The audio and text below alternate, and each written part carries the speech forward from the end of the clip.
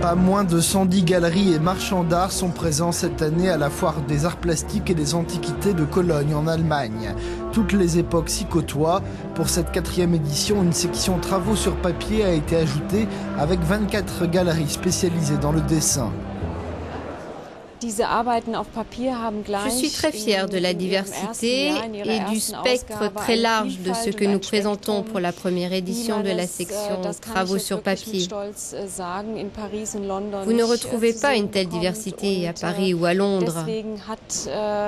Cette nouvelle section est très importante. Nous sommes convaincus qu'elle a un gros potentiel de croissance. Parmi les œuvres figurant dans la section Travaux sur papier, on trouve cet Adam et Ève de Dürer ou encore cette autre gravure à l'eau forte, un Christ de Rembrandt, à 56 000 €.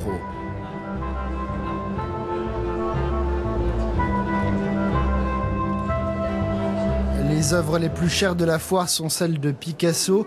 Le tableau La Fenêtre a été estimé à 1 950 000 €. Et Femme dans l'atelier à 4,5 millions d'euros. Certains, comme les galeristes Frank Landau et Dierking, se proposent de vous prêter main forte pour combiner meubles design du quotidien et art premier, en provenance en particulier du continent africain. Y a-t-il donc un secret pour y parvenir ? Je dirais, faites simplement comme vous le sentez. N'imitez pas ce que vous avez vu dans une galerie ou ailleurs. Fiez-vous à votre intuition.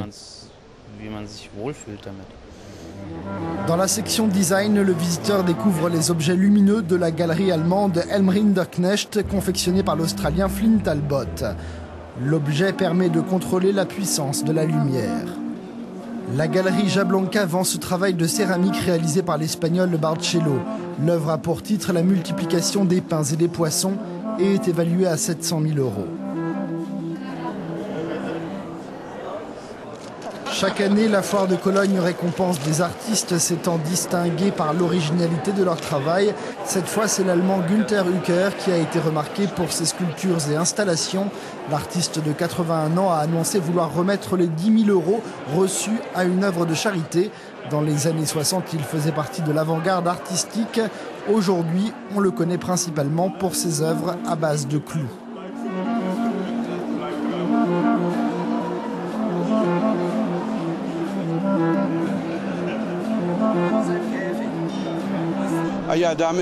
Avec la structure des clous, le tableau s'approche de vos yeux. Il y a une dimension spatiale.